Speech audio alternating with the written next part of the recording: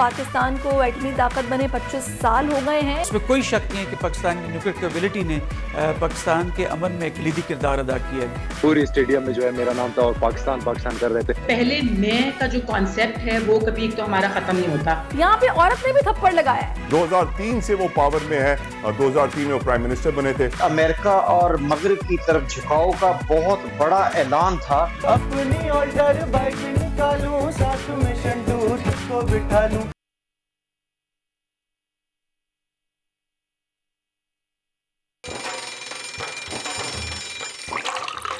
आजकल जिंदगी ही सुबह आउट ऑफ कंट्रोल है, दुनिया बोल है, दुनिया बोल है। बिस्मिल्लाहिर्रहमानिर्रहीम, अस्सलाम वालेकुम। तमाम देखने वालों को गुड मॉर्निंग कहेंगे। उम्मीद करता हूँ आप सब खैरियत से होंगे। सारिश आप खैरियत से हैं? अल्हम्दुलिल्लाह तआला मैं भी बिल्कुल ठीक ठाक हूँ और इंशाल्लाह चीज़ें भी बेहतर होती जाएंगी। अब आगे चलकर हम ये दुआ गो हैं।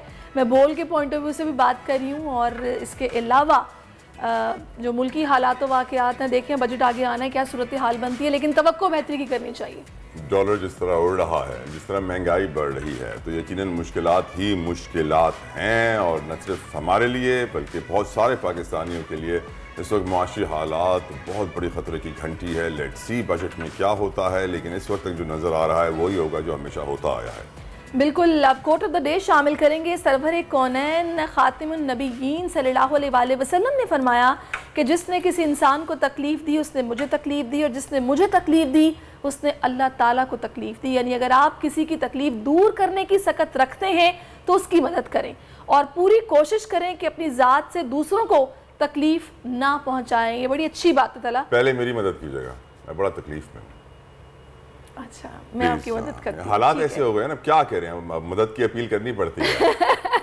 मदद की अपील हम आवाम से करेंगे, दूसरे की मदद करनी चाहिए और किसी में नहीं रही है। सही बात है। और जो जिसकी बस में हो वो करे। अल्लाह ताला ने जितनी आपको तौफीक दिया पूरी कोशिश करें कि दूसरों की मदद कर सकें। आगे बढ़ेंगे और अब शामिल करेंगे बड़ी खबर।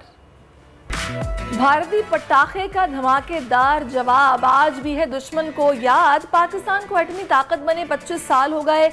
अर्ज़े पाक के बहादुर सपूतों की बदौलत पाकिस्तान का दिफा कल भी नाकाबिले तस्खीर था, आज भी नाकाबिले तस्खीर है।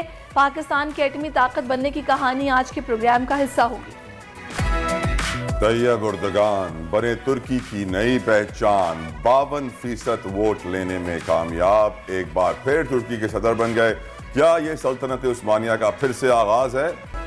पाकिस्तानी फाइटर ने नामुमकिन को मुमकिन कर दिखाया। अमेरिका में सब्ज़ हिलाली परचम सरबुलंद कर दिखाया। मिक्स मार्शल आर्ट्स के मुकाबलों में फ्रांसीसी हरीफ को चित करने वाले शाहजेब रिंद आज दुनिया बोल है कि मेहमान होंगे। मेहमान नवाज हैं सारे और सिंध में रहने वाले सिंधी गुलूकार मुमताज़ मौलाई के मशहूर गाने का कराची वर्जन, कराची के लड़के बड़े खुश हुए। जी जनाब, ये तो थी आज की टॉप स्टोरीज। अब शामिल करेंगे हम ट्रेंड्स और ट्विटर पर लोग क्या कह रहे हैं।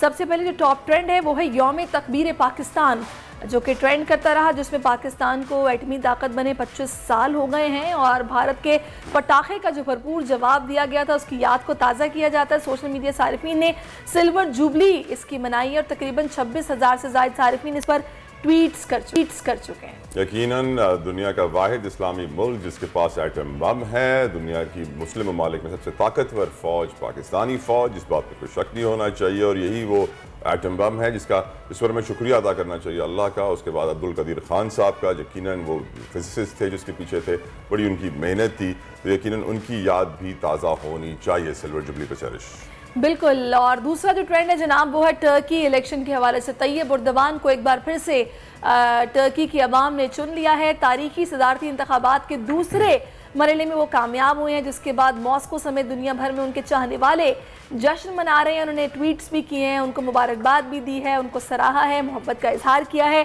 47,000 से ज़ायद सारिफीन ने ट्वीट किया उनके हक़ में। यकीनन तुर्क कौम एक बड़ी मुनफरिद किस्म की कौम है। हम जानते हैं कि पिछले इलेक्शन में जो भी थोड़े वक्त पहले हुए थे, जिसमें 4 सदारती उम्मीदवार थे, जिसके अंदर कोई भी 50% वोट हासिल ना कर सका, उस वक्त voter turn out was close to almost 90%, 90% voter turn out था। इससे वाज़ेह होता है कि वहाँ जमहूरियत कितनी ताकतवर है। यकीनन और अब जब इलेक्शन हुए यहाँ पे तो क्योंकि सिर्फ 2 उम्मीदवार मुकाबल थे, इसमें उर्दुगान साहब ने जो है वो 52% वोट हासिल करके इलेक्शन जीत ली। कोई भी अब तक 50% 50% से ऊपर वोट नहीं लेगा वो सदर नहीं बनेगा, इसीलिए दोबारा इलेक्टोरल प्रोसेस हुआ। पहले 4 लोगों में मुकाबला था, फिर जो 2 टॉप पे आए 2 लोगों में अब मुकाबला हुआ है।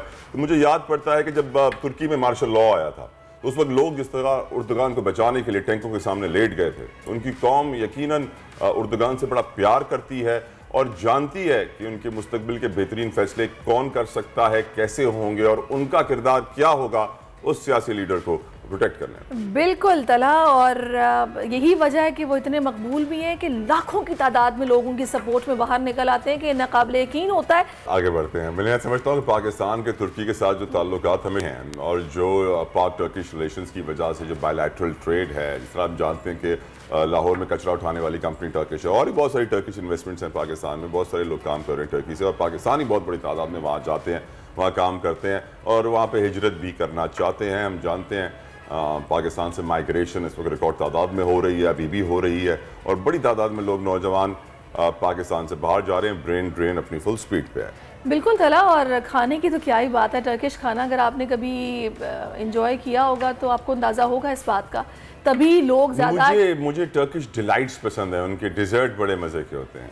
सही, चलें जनाब, कभी आपका चक्कर लगे तो मेरे लिए ले आइएगा, मेरा लगा तो मैं आपके लिए ले आऊँगी। पाकिस्तान में मिल जाते हैं, कॉपी बन गई है। अच्छा चलें जनाब, आगे बढ़ते हैं, बात करते हैं पाकिस्तान को एटमी क़ुव्वत बने 25 बरस मुकम्मल हो गए हैं। पाकिस्तान के अवाम आज यौम तकबीर को फ़ख्र के दिन के तौर पर मना रहे हैं। मुल्क के मुख्तलिफ शहरों में अवाम सड़कों पर निकल आए हैं और भरपूर तरीके से रैलियाँ निकाली गई हैं, तक़रीब का एहतमाम किया गया है। रैलियों में पाकिस्तान जिंदाबाद के नारों की फ़ज़ा इस वक्त इससे गूंज रही है। शहरियों ने यौम तकबीर केक भी काटे, मिठाइयाँ भी तकसीम की हैं और बड़ा मज़ा आया। हमने जिस तरीके से दुश्मन को बताया था कि हम कितने ताकतवर हैं, ये कौम आज भी याद करती है और आज भी हम उतने ही ताकतवर और महफूज हैं। इसी पर बात करने के लिए ब्रिगेडियर रिटायर्ड अहमद सईद मिन्हाज साहब दिफाई तज्ज़ियाकार हमें ज्वाइन कर चुके हैं। ब्रिगेडियर साहब बहुत शुक्रिया आपके वक्त का। कहिएगा, मैंने बिल्कुल ठीक कहा ना, आज भी हम उतने ही ताकतवर और उतने ही महफूज हैं। अवाम सही राह पर है।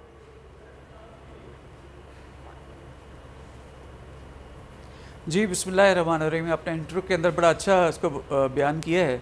पाकिस्तान की जो न्यूक्लियर कैपेबिलिटी है, इसने बेसिकली पाकिस्तान की खुद मुख्तारी और इसके जो दूसरे हमारे जितने इंडिपेंडेंट स्टेट के तौर पे अपने काम करने हैं दुनिया कम्युनिटी ऑफ नेशंस के अंदर, उसके अंदर अमल में लाने के लिए इसमें बड़ा भरपूर जो है इसका किरदार अदा किया। इसमें कोई दो राय नहीं है कि पाकिस्तान जब 1998 में मई में न्यूक्लियर पावर बना था तो उसकी जिस तरह से इंडिया के साथ ताल्लुकात चल रहे थे और वो आए दिन कोई धमकियाँ देता रहता था, उसके बाद से लेके अब तक ख़ित्ते में ना सिर्फ अमन है बल्कि इंडिया की तरफ से ऐसी कोई भी जारहाना कार्रवाई जो नहीं हुई है। जो पहले 65 या 71 के वॉर के अंदर वो पाकिस्तान पर चढ़ दौड़ा करता था, तो इसमें कोई शक नहीं है कि पाकिस्तान की न्यूक्लियर कैपेबिलिटी ने पाकिस्तान के अमन में एक कलीदी किरदार अदा किया है।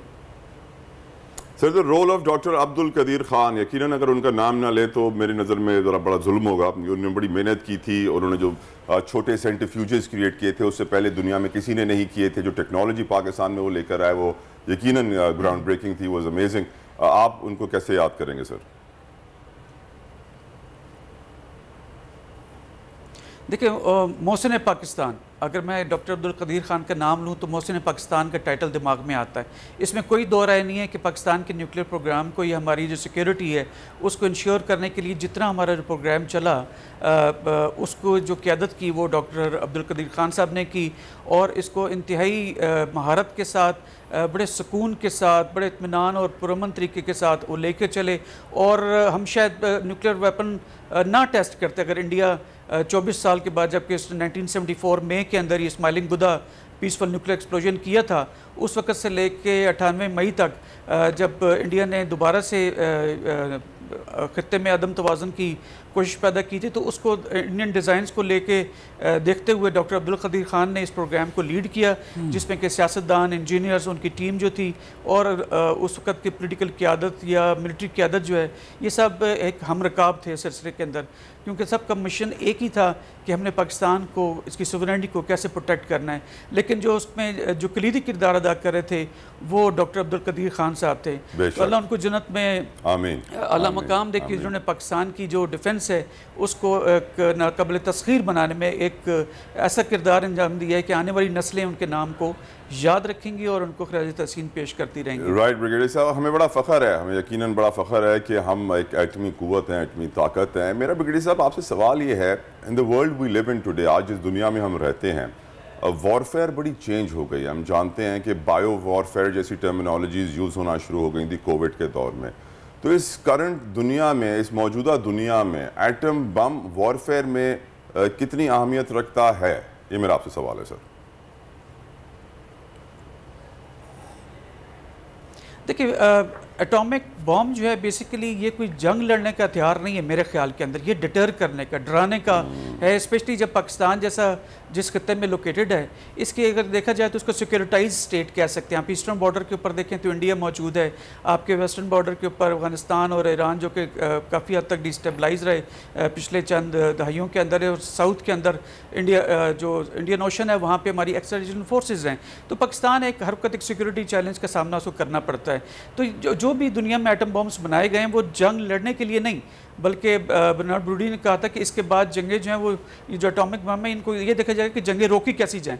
तो पाकिस्तान भी इसी मिशन के ऊपर है कि हम अपने से 3 गुना बड़े दुश्मन को हम किस तरह से रोकें, और उस रोकने के लिए एक न्यूक्लियर बॉम्ब्स ने एक बड़ा कलीदी किरदार अदा किया। और अब आप देखें तो पिछले 65, 71 और इसके बाद 71 के बाद ख़ास करके कोई बड़ी जंग इंडिया की पाकिस्तान के साथ नहीं हुई है, क्योंकि पाकिस्तान ने खित्ते के अंदर एक तवाज़ुन, ताकत का तवाज़ुन जो है वो कायम किया है।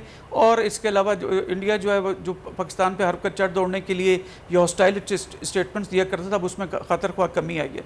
तो मेरे ख्याल के अंदर न्यूक्लियर वॉरफेयर लड़ने की जहाँ तक बात है वो शायद मुनासिब ना हो, क्योंकि ये वेपन्स जो हैं लड़ाई रोकने के लिए हैं, ना कि लड़ाई करने के लिए। बिकॉज जहाँ पे न्यूक्लियर बॉम्ब इस्तेमाल होंगे तो वो ना दुश्मन के लिए करामत ज़मीन रहेगी ना अपने लिए।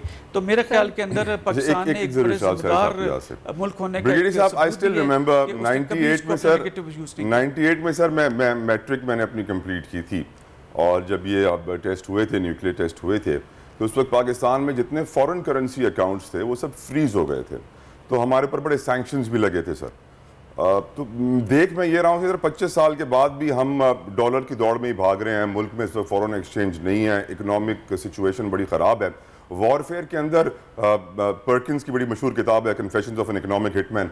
तो अब तो इकोनॉमिक हिटमैन्स आ जाते हैं वॉरफेयर के अंदर सर, मुल्क को तबाह करने के लिए, और हमारे मुआशी हालात सही नहीं है सर।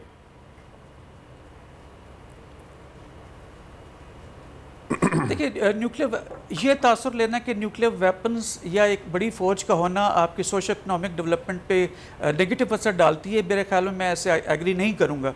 उसकी वजह यह है कि न्यूक्लियर वेपन्स तो चलें ठीक है कि आपकी न्यूक्लियर सिक्योरिटी के, आपकी जो आपको सिक्योर करने के लिए, आपकी सोवरेनिटी को प्रोटेक्ट करने के लिए वो आपके इंटेक्ट पड़े हुए हैं, जो नेशनल कमांड अथॉरिटी के तहत हमें अच्छी तरह मालूम है कब यूज़ करना है और कब नहीं करना है। लेकिन जो आप इकनॉमिक हिटमैन की बात कर रहे हैं, जो इसको माशी चैलेंजेस पाकिस्तान फेस कर रहा है, उसमें अगर आप देखें तो उसमें न्यूक्लियर वेपन्स का ऐसा कोई रोल नहीं है। क्यों? इसलिए कि उसका जब पाकिस्तान पर सैंक्शंस लगी तो जैसे आपने कहा कि हमारे जो फॉरेन करेंसी अकाउंट्स थे उनको सीज़ किया गया, तो उसकी वजह ये थी कि उस वक्त काफ़ी हद तक दुनिया का प्रेशर था पाकिस्तान के ऊपर कि हम न्यूक्लियर टेस्ट उस वक्त ना करें। जब 11 मई 1998 को इंडिया ने टेस्ट किए थे तो पाकिस्तान ने 28 मई तक वेट किया कि देखें कि दुनिया इस पर कैसे रिएक्ट करती है, लेकिन अनफॉर्चुनेटली दुनिया ने उस वक्त उस तरह से रिएक्ट नहीं किया, ना मलाइन किया। एक छोटी सी कर्सरी किस्म की स्टेटमेंट्स दी गई और पाकिस्तान को एक उसके बाद कोई ऑप्शन नहीं रह गई थी कि वो टेस्ट करें। अब टेस्ट करने के बाद चूंकि सैंक्शंस का खतरा था तो फिर मजबूरन मेरा सवाल सर आप कहीं और ले गए ब्रिगेडियर साहब। My question was, sorry to interrupt sir, sorry to, my question was कि क्योंकि अब न्यूक्लियर पावर बन गए हैं तो अब जंगें होंगी नहीं, इसीलिए अब मुआशी तौर पर कमजोर किया जा रहा है मुल्कों को। मेरा सवाल ये था सर। जी, माशी तौर पे वो तो चले आपकी 5th जनरेशन वॉरफेयर को आप देखें तो उसमें माशी जंग जो है एक उसका एलिमेंट बनता है। लेकिन मैं वैसे अगर न्यूक्लियर से मैं दोबारा से इसको लिंक करूं तो अगर आप देखें तो जो सिविल न्यूक्लियर टेक्नोलॉजी जो कि हमारी कैपेबिलिटी से हमें ज़राअत के अंदर, हमें मेडिकल के अंदर, हमें तवानाई पैदा करने के हिसाब से जो है उसमें न्यूक्लियर टेक्नोलॉजी काफ़ी हद तक अपना रोल अदा कर रही है। लेकिन इसमें देखें कोई दो राय नहीं है कि इस वक्त फ्यूचर की जंगें या तो पानी के ऊपर होंगी या आपकी माशी जो है उस चैलेंजेस के साथ होंगी। तो पाकिस्तान के अंदर भी जो माशी सूरत हाल है कि बिल्कुल बेहतर हो सकती है, दो तरीके से हो सकती है। वन कि आपके लॉ एंड ऑर्डर सिचुएशन यहाँ पे बेहतर है और दूसरा आपकी पॉलिटिकल स्टेबिलिटी रहे। तो आप अभी जैसे कि ब्रिगेडियर सर आपने कहा तो लॉ एंड ऑर्डर के अंदर आपकी जो FC है, आपने जो ताकत के तवाजुन की बात की है, मैं चाहूंगी थोड़ा सा जरा पाकिस्तान की स्पेसिफिकली आप बात कीजिएगा। जो काविशें हमारी रही हैं इस ताकत के तवाजुन को बरकरार रखने में, इसके अलावा जब जब हमें ये पता चला कि भारत हमला कर सकता है, जिस दानिशमंदी के साथ हम लोगों ने फैसले किए हैं और ये बताया है कि हम भी न्यूक्लियर ताकत होने के बावजूद अमन चाहते हैं, उस पर रोशनी डालिए।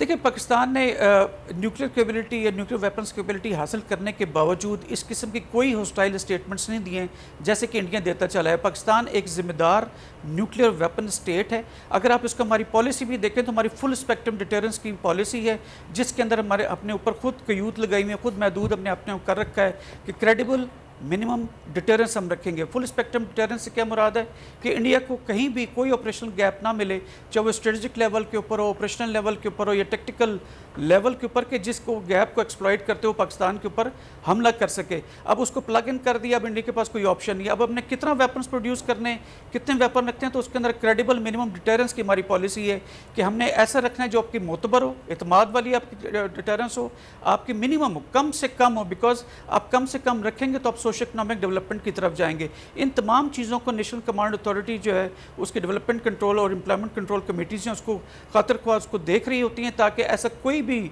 एक सिंगल पेनी उस डायरेक्शन में ना आ जाए कि आपके सोशो इकोनॉमिक जो है वो उनकी चीज़ के ऊपर हरा जाता है। तो पाकिस्तान का जो न्यूक्लियर वेपन प्रोग्राम है, मैं बड़ा कॉन्फिडेंटली उसको कह सकता हूँ कि रोबस्ट है, कॉम्प्रिहेंसिव है और ऑपरेशनलाइज है। अच्छा, वैसे ब्रिगेडियर साहब मुझे एक बात बताइएगा, जब भी कोई अगर चैलेंज दरपेश होगा तो एक आम आदमी के ज़हन में सवाल है जो बिल्कुल मतलब टेक्निकलिटीज़ नहीं जानता या निटी-ग्रिटी में जाके उसको इन डेप्थ नहीं पता ना उसने स्टडी किया है, ये न्यूक्लियर सिस्टम जो भी हम लोगों का है, इसको महफूज रखना ऑब्वियसली हमारा असासा है, कितना मुश्किल काम है?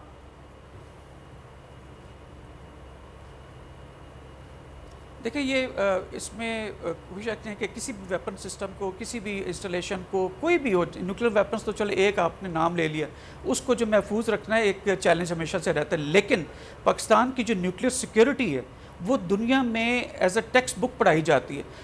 ओबामा, US प्रेसिडेंट ओबामा के दौर में एक इनिशिएटिव समिट अरेंज किया गया था जो 4 साल चला, उसमें न्यूक्लियर सिक्योरिटी समिट था।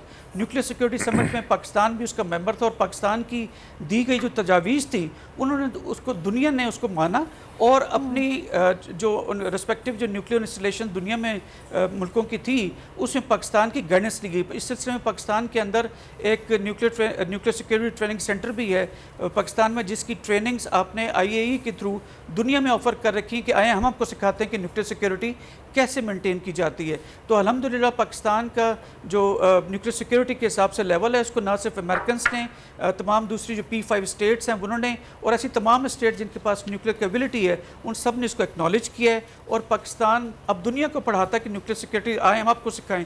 तो ये जो नैरेटिव इंडिया ने फैलाया था कि हमारे न्यूक्लियर वेपन्स खुदा न खास्ता किसी इंतहा पसंदों के हाथ लग जाएंगे या वो महफूज नहीं है, इसका जो इस नैरेटिव का कला कमा जो है हमारे जो साइंटिस्ट हैं, इंजीनियर्स हैं और जो हमारी सियासी और मिलिट्री क़यादत है उन्होंने अपने एक्शंस के जरिए इसको प्रूव किया है। दिफाई तज़कियात ब्रिगेडियर रिटायर्ड अहमद सईद मिन्हाज साहब, thank you so very much for talking to Bol. बेहद हम आपके शुक्रगुजार हैं कि आपने सबसे बोल है को अपना वक्त दिया है यकीनन। और एक और जो सबसे ज़्यादा इंटरेस्टिंग फैक्ट अपने न्यूक्लियर बॉम्ब के बारे में बताना चाहूँगा अपने व्यूअर्स को, वो ये कि अब्दुल कदीर खान साहब से पहले जितने भी लोग एटम बम बनाते थे वो सरिश एक बड़ा सेंट्रीफ्यूज बनाते थे। अब्दुल कदीर खान साहब का ये कारनामा है कि उन्होंने 30 छोटे छोटे सेंट्रीफ्यूज बना के एक एटम बम बनाया और इससे पहले दुनिया में किसी ने नहीं बनाया था, जिसकी वजह से दुनिया भर में जितने भी साइंटिस्ट थे वो अब्दुल कदीर खान को सलाम पेश करते थे, मानते थे, क्योंकि इस टेक्नोलॉजी के बाद से इसकी मोबिलिटी बढ़ गई, इसकी ट्रांसपोर्टेशन ईजी हो गई, इसको अलग अलग रखना आसान हो गया। नहीं तो इससे पहले दुनिया में सिंगल सेंट्रीफ्यूजेस यूज हो रहे थे। सही। तो हम भी उनको सलाम पेश करते हैं, अल्लाह ताला उनको अपने जवार रहमत में जगह अता फरमाए। हम एक ब्रेक लेते हैं, ब्रेक के बाद वापस आते हैं, आप हमारे साथ रहिए। आजकल जिंदगी ही सुबह आउट ऑफ कंट्रोल है, दुनिया बोल है, पूरी दुनिया बोल है। वेलकम बैक नाजरीन, और तलहा चाह रहे हैं कि जल्दी से हीरो पाकिस्तानी से आपकी मुलाकात करवा अच्छा दें। जी, सैरिश जानती हैं, आप लोग भी जानते हैं कि मैं क्रिकेट से बहुत नफरत करने लगा हूँ। मुझे क्रिकेट से कोई ऑफेंस नहीं है, कोई प्रॉब्लम नहीं है। प्रॉब्लम सिर्फ ये है कि क्रिकेट सारा पैसा ले जाता है और किसी और खेल को कुछ और पैसा नहीं मिलता। इसलिए मैं ज़्यादा फुटबॉल को, हॉकी को, स्कॉश को, और एक मेरा फेवरेट स्पोर्ट है mixed martial arts, MMA, combat sports, चाहे वो बॉक्सिंग हो, किक बॉक्सिंग हो, MMA हो, मुझे बड़े पसंद हैं। और हम जानते हैं कि बलूचिस्तान एक ऐसा सूबा है जहाँ से बहुत सारे एथलीट्स निकल रहे हैं और बड़ा काम हो रहा है। और कोयटा में गेम्स भी हमने देखे, भी कोयटा में नेशनल गेम्स जारी हैं, वहाँ पर भी एथलीट्स को प्रमोट किया जा रहा है, खिलाड़ियों को प्रमोट किया जा रहा है, which we appreciate and thank you government of Balochistan. At the same time लोग अपनी मदद आपके तहत, खिलाड़ी एथलीट अपनी मदद आपके तहत दुनिया भर में जाके पाकिस्तान का नाम रोशन कर रहे हैं। मैं उनके लिए उनको समझता हूँ हीरो हैं वो पाकिस्तान के, क्योंकि वो जिस मुश्किल से मुकाबला करते हुए बाहर जाते हैं और फिर वहाँ पर डट के लड़ते हैं, ऐसे एक हीरो हैं पाकिस्तान के। बलूचिस्तान से आपका ताल्लुक है, शाहजेब रिंद, और आपने कराटे कॉम्बैट के नाम से एक प्लेटफॉर्म है इंटरनेशनल बड़ा मशहूर, जिसकी बड़ी डिफरेंट सी रिंग भी आप देख सकते हैं इस वक्त फुटेजेस में। तो आपकी ये मेरे ख्याल से 3rd या 4th फाइट थी कराटे कॉम्बैट में, और आप मुसलसल जीतते आ रहे हैं, पाकिस्तान का नाम रोशन कर रहे हैं। एंड आई थिंक जितनी पजीराई, जितनी तारीफ शाहजेब की जाए कम है। सर जब ये इवेंट हो रहा था तो क्राउड में पाकिस्तानी इतनी बड़ी तादाद में मौजूद थे, शाहजेब के फैंस उन्हें सपोर्ट करने के लिए। शाहजेब वेलकम टू दुनिया बोल है, thank you so very much यार, आप अपना टाइम दिया, हम बड़े शुक्रगुजार हैं शाहजेब साहब। थैंक यू सो मच, आपने मुझे टाइम दिया और मुझे अपने शो में बुलाया, बहुत बहुत शुक्रिया आपका। तो शाहजेब, कैसे ये मुमकिन हो पाया? मुश्किल था, आसान था, कैसा था एक्सपीरियंस, कैसा था? जी बहुत ज़्यादा मुश्किल थी। सबसे पहले तो आपको पता है हम पाकिस्तान से बिलोंग करते हैं, पाकिस्तान में जो है पाकिस्तान से बाहर निकलना ये बहुत ही बड़ी एक चैलेंज है। तो पाकिस्तान से बाहर निकलना, और सबसे पहले तो मेरा वीज़ा का प्रोसेस था, वो भी बहुत बड़ा मुश्किल प्रोसेस था, जिसमें मुझे फ़ंड्स चाहिए थे, मेरे पास फंड्स नहीं थे। मैं जो है डोनेशन वगैरह मैं कर रहा था लोगों से, और पाकिस्तानी लोगों से मैंने डोनेशन एक अपील की थी, लेकिन पाकिस्तान की तरफ से कोई सपोर्ट नहीं मिला, ना गवर्नमेंट की तरफ से कोई सपोर्ट मिला। तो बाहर जाके अमेरिकन जो यहाँ पे एक जिम है, उन लोगों की तरफ से मैंने अपील किया, फिर उन्होंने मुझे सपोर्ट किया, और अमेरिका के जो लोग हैं उन्होंने मुझे सपोर्ट किया। डोनेशन में $9,000 मुझे चाहिए थे वीज़ा के लिए, तो उन्होंने मुझे सपोर्ट किया, और 1 साल मेरा वीज़ा का प्रोसेस था। बहुत ही मुश्किल टाइम था, और बस ये थे दुआएं। शाहजेब मैं ये सोचने पर मजबूर हूँ, पाकिस्तान में MMA की फैन फॉलोइंग तो क्रिएट हो गई है माशाल्लाह से, आपने अब अचीवमेंट्स भी हासिल कर लिए हैं। चले ये तो आपने पुराने स्टेटमेंट दिया कि पहले ऐसे हालात थे, अब कितनी आपको रिकग्निशन मिल रही है, अब कितनी सपोर्ट मिल रही है, क्या स्पॉन्सर्स आगे आ रहे हैं खुद से, या अब भी अपील उनसे जाके डोनेशन मांगनी पड़ती है? क्या सिचुएशन बदली है या नहीं? नहीं, सिचुएशन जो पहले दिन थे आज भी वही दिन है। लोग जो है ऐलान करते हैं सोशल मीडिया पे इधर उधर, लेकिन उसके बाद जो है ऐलान के बाद कोई ना आता ना पता, कुछ भी नहीं, ना स्पॉन्सरशिप है ना कुछ है। अपने मदद आपके तहत मैं अमेरिका में मौजूद हूँ, और यहाँ पे मेरे जितने एक्सपेंसेस है वो सारे मैं खुद बेयर कर रहा हूँ, और किसी की तरफ से मुझे कोई सपोर्ट नहीं मिला। हाँ, लोगों ने मुझे ऐलानात किए, लेकिन सपोर्ट मुझे किसी तरफ से नहीं मिला। सही। अच्छा शाहजेब, थोड़ा सा अपनी ट्रेनिंग के हवाले से बताइएगा, फिर आपको कैसे ये शौक हुआ, कुछ अर्ली डेज के हवाले से अपना बताइएगा ना, कैसे आपने सोचा कि आपने इस तरफ जाना है? वैसे जमील चांडियो के साथ मेरी आपकी मुलाकात हुई है, मैं आपको देखता था ट्रेनिंग करते हुए, काफ़ी आप मेहनत करते थे, तो tell us about your career, कौन आपके उस्ताद रहे हैं?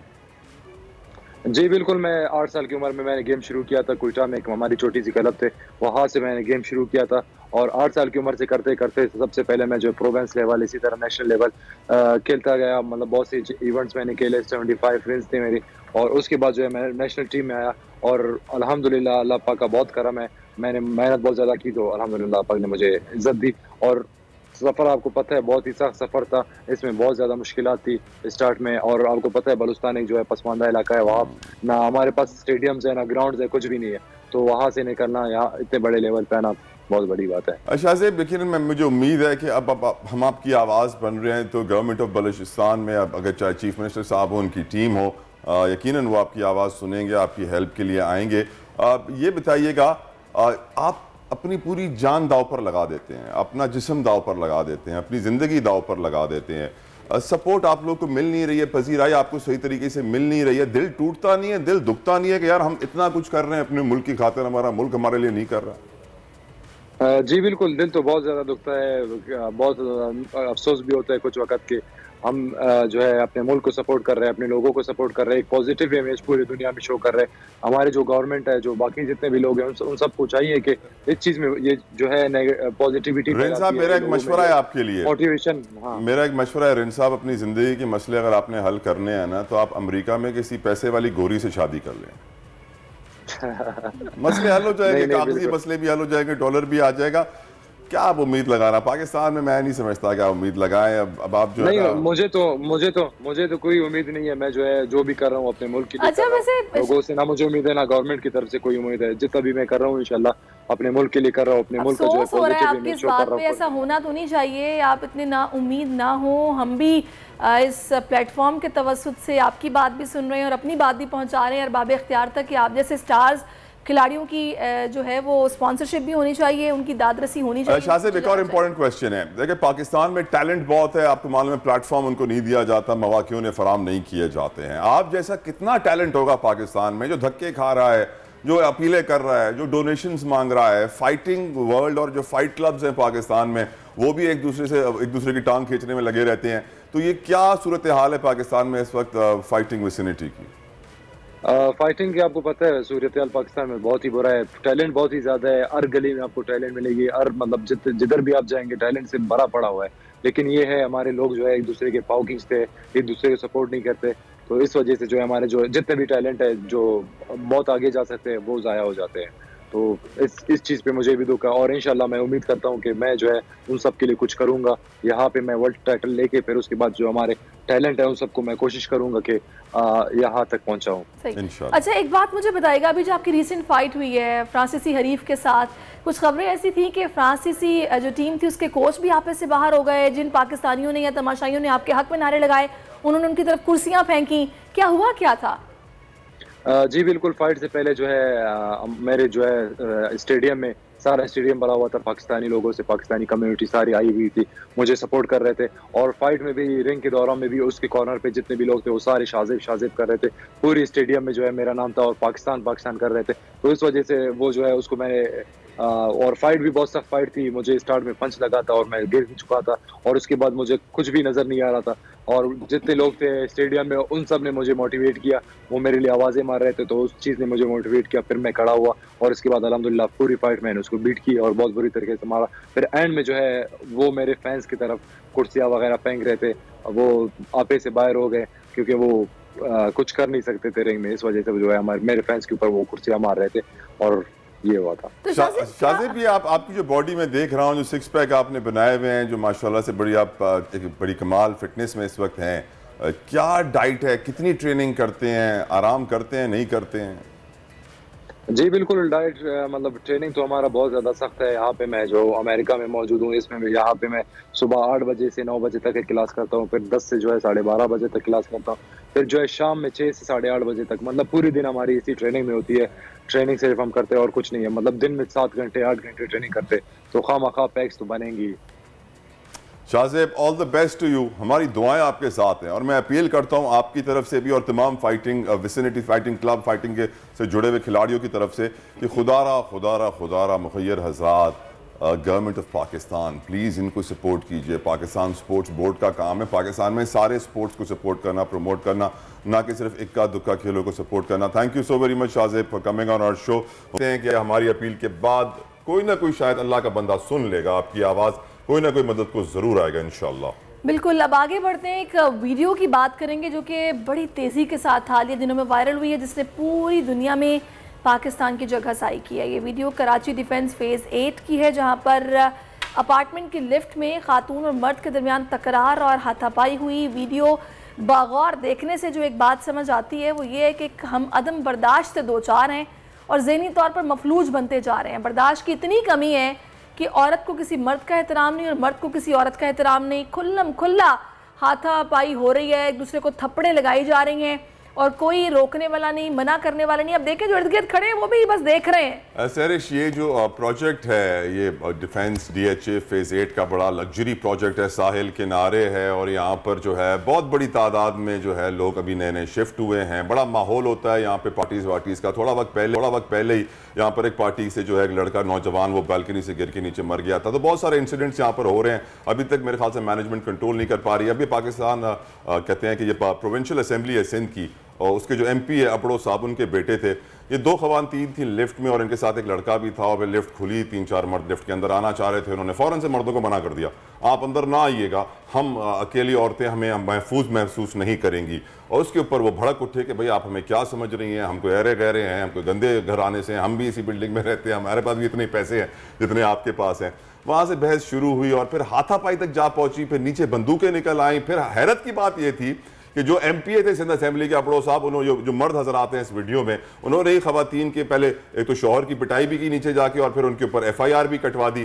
तो यकीनन ये तो बड़ा नाजायज़ हुआ, लेकिन मेरी नज़र में ताली 2 हाथों से बचती है। दोनों का कसूर था, दोनों ने गलती की, लेकिन ये बात इतनी फैलनी नहीं चाहिए थी। लेकिन क्योंकि हमारी सोसाइटी में अब सब्र ख़त्म हो गया है, हमारी सोसाइटी में टॉलरेंस ज़ीरो हो गई है, हमारे अंदर ईमान की कमी है, यही वजह है कि हम इस नहज पर आन पहुंचे। इस वक्त हमें माहिर नफ्सियात आन साहिबा ने ज्वाइन किया, उनसे हम बात करते हैं। हुमैरा साहिबा, बहुत शुक्रिया आपके वक्त का। हुमैरा साहिबा, बात बहुत छोटी सी थी, इतनी बड़ी बात नहीं थी, लेकिन झगड़ा ये बहुत बड़ा बन गया। आपने पूरी बात तला की सुनी होगी कि बस आप अंदर नहीं आ सकते, उस पर बात शुरू हुई और यहाँ तक पहुंची। इसकी वजह आप क्या समझती हैं? मुझे सरप्राइज में इसलिए हुआ कि पहले मैंने सोचा था कि यार शायद कोई मतलब बहुत खतरनाक हुलिये में मर्द लिफ्ट के अंदर आ रहे होंगे या फिर वो औरतें वो बहुत सेलिब्रिटी होंगी, लेकिन जिस तरीके से उन औरतों ने मना किया वो भी गलत था, बहुत ऑफेंडिंग था। If you are living in a building जहाँ पे इतने सारे लोग रहते हो और लिफ्ट के अंदर आप जा रहे हो और 2 औरतें बोले आप अंदर नहीं आ सकते, हम अपने आप को सेफ महसूस नहीं करेंगे, और जो मर्दों ने किया वो भी गलत था। तो आई थिंक ताली दोनों हाथों से बची है। Doctor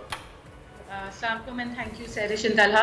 I think this is a very valid point. ये सिर्फ एक इंसिडेंट का मसला नहीं है। आजकल पूरे कराची, पूरे पाकिस्तान हम इतने इम्पेशेंट लोग हो गए, हम इतने बेसब्र लोग हो गए हैं कि चाहे वो लाइन में आपने गाड़ी में लगना हो और सिग्नल क्रॉस करना हो, चाहे लिफ्ट के अंदर किसी का आना जाना हो, या किसी दुकान में आपने चीज़ ही पहले लेनी हो, वो पहले मैं का जो कॉन्सेप्ट है वो कभी एक तो हमारा ख़त्म नहीं होता। एंड सेकेंडली जो आपने सेफ्टी की भी बात की, ये भी एक बहुत ज़्यादा वाइड स्प्रेड पैनिक वाला situation being a female I can say कि हमारे लिए होता है for women. But I would say कि ऑन द अदर हैंड अब माहौल ऐसा हो गया कि आदमी भी उतनी ही सेफ नहीं है, बिकॉज औरतें अपने आप को बचाने के लिए फिर सेल्फ डिफेंस में ही फिर आदमियों को भी आगे से अग्रेशन का शो करती हैं। बेसिकली आई थिंक हमारी सोसाइटी में and if you come down to this, safety issue बहुत ज़्यादा हो गया है एंड अग्रेशन, ये 2 चीज़ें जब साथ चलती है तो ऑब्वियसली फिर आपका दिमाग, आपका प्री फ्रंटल कॉर्टेक्स जो थिंकिंग ब्रेन होता है वो बिल्कुल ही बंद, शट डाउन कर जाता है। बिकॉज आप इतना अटेम्प्ट के अंदर होते हैं अपनी बात ठीक प्रूव करने में, अपने आप को सेव करने में, अपने आप को प्रोटेक्ट करने में, कि आपका रैशनल ब्रेन, आपकी थिंकिंग पावर ख़त्म हो जाती है।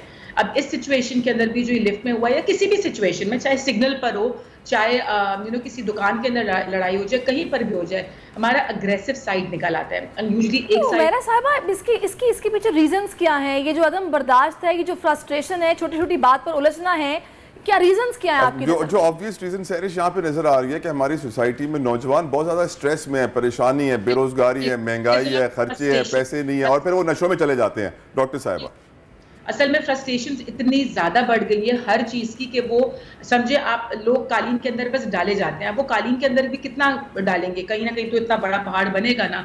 तो जितना नौजवान भी, बड़े बूढ़े भी, जितने भी कौम है सारी, आई वुड से इन जनरल, वो इतना सप्रेस करती जा रही है अपने हर स्ट्रेसर को, अपनी हर प्रॉब्लम को, कहीं ना कहीं जाके वो इवेंचुअली फटता है। और फटता भी कैसे कि कोई छोटी सी भी चीज़ आपको ट्रिगर कर जाए, आप उस बॉइलिंग पॉइंट पर होंगे। आप जब एक कंटेनर में पानी उबालते हैं, आप उसको हल्की आंच पे रखते हैं, वो हल्का हल्का उबल कर ही बैठ जाता है, लेकिन आप जितना उसको तेज आंच पे रखें वो उबल के ओवरफ्लो भी कर जाएगा। हुमैरा साहिबा, ये तो आप उन 2 लोगों की बात करिए ना जिनका बॉइलिंग पॉइंट आ गया, वो फट गए, लेकिन ये जो इर्द गिर्द खड़े हैं, जो खड़े होकर तमाशा देखते हैं, वो भी उन्हीं के साथी हैं। वो कौन लोग हैं? मतलब आप में इतनी बेइज्जती आ गई है कि आप मना भी नहीं करते। वो तो खुद उनके साथी है, लड़ने आए हुए, उनको मारने आए हुए हैं। पैसिव लोग हैं। मैंने जिन अग्रेसिव लोग की बात की थी, ये बॉइलिंग पॉइंट उन अग्रेसिव लोगों के साथ आता है। ऑन द कॉन्ट्रेरी दूसरी साइड पर फिर पैसिव लोग होते हैं जो बिल्कुल कुछ नहीं करते हैं, बाई स्टैंडर्स होते हैं, जो सिर्फ खड़े होकर देख के वीडियो बना रहे होते हैं, या सिर्फ ये एक कैफियत है। ये आप जब बड़े हो रहे होते हो, बचपन से ही आपकी कैफियत एड्रेस एक डेवलप हो जाती है कि या आप अग्रेसिव निकलते हो, या आप पैसिव निकलते हो, या फिर आप पैसिव अग्रेसिव निकलते हो। तो ये 3 किस्म के बिहेवियर जो है ये मिलकर ही पूरी एक कौम बनाते हैं। अनफॉर्चुनेटली हमारे यहाँ इतना लोग अंदर घुसने से अब डर भी गए हैं किसी भी चीज़ को रिजॉल्व करने के लिए, बिकॉज प्रॉब्लम पे देखा जाता है। We are a very problem focused solution. Problem ये तो प्रॉब्लम के पीछे ही लड़ते रहो, प्रॉब्लम पे ही वो करो। कोई बाय स्टैंडर्ड या कोई जो तीसरा बंदा खड़ा है वो देखे भाई सोल्यूशन क्या है इसका, तो कहीं हम सोल्यूशन भी निकालें। लेकिन वही बात है, तब आपका दिमाग इतना शट हो जाता है और उस ऑल्टरकेशन में कभी आप किसी तीसरे बंदे में पढ़ना भी नहीं चाहते। हम पैसिवली खड़े होकर वीडियो लेकिन हुमैरा साहिबा इसमें एक और बड़ी वजह ये भी है तला कि यहाँ पे हमारे मुल्क में एक जो ब्रॉटअप होता है ना, जिसमें अमीर को ये बताया जाता है कि तुम्हारे लिए बाकी छोटे हैं या कीड़े मकोड़े हैं, अगर तुम्हारे पास ताकत है तो तुमने उनको अपने तरीके से चलाना है। अमीर के लिए कानून कुछ और है, गरीब के लिए कानून कुछ और है। लेकिन सैरिश, आप जिस प्रोजेक्ट की यहाँ बात कर रही है ना, जो DHA फेज 8 में, यहाँ गरीब नहीं रहता, यहाँ सारे अमीर हैं, यहाँ कोई छोटा आदमी नहीं रह सकता। यहाँ के किराए, यहाँ की कीमतें आसमानों से बातें करती हैं। तो कोई लेवल्स होते हैं। अब मैं आपको बताऊँ, यहाँ पे जिस तरह डॉक्टर साहब, आई वाज टेलिंग सैरिश शुरू में कि यहाँ पे थोड़े वक्त पहले ही पार्टी हो रही थी, एक लड़का जो है वो बैल्कनी से गिर के मर भी गया था। तो यहाँ पर ये समझा ही जाता है कि ये पार्टी प्रोजेक्ट है, यहाँ पे ज्यादातर लोग पार्टी करने ही आते हैं। मुझे ये बताइए डॉक्टर साहब, my question to you is कि ड्रग्स का इन्फ्लुएंस, देखिए लोग शराब पीकर निकलते हैं, वो कहते हैं हमें कोई बोलेगा कुछ हम उसका सर उड़ा देंगे। क्रिस्टल मेथ आइस कितनी आम हो गई है, उसके अंदर इतना अग्रेशन है कि कोई कुछ भी बोल दे तो वो गोली, बेटे ने मां को गोली मार दी इस नशे के अंदर, और ये पार्टी प्रोजेक्ट है, यहाँ नशा ही नशा है। तो ये बड़ा एक सोसाइटी के अंदर हमारा प्रॉब्लम हो गया कि लोग स्ट्रेस में आ गए हैं और फ्रस्ट्रेशन में, डिप्रेशन में, सबको दूर करने के लिए नशे का सहारा ले रहे हैं।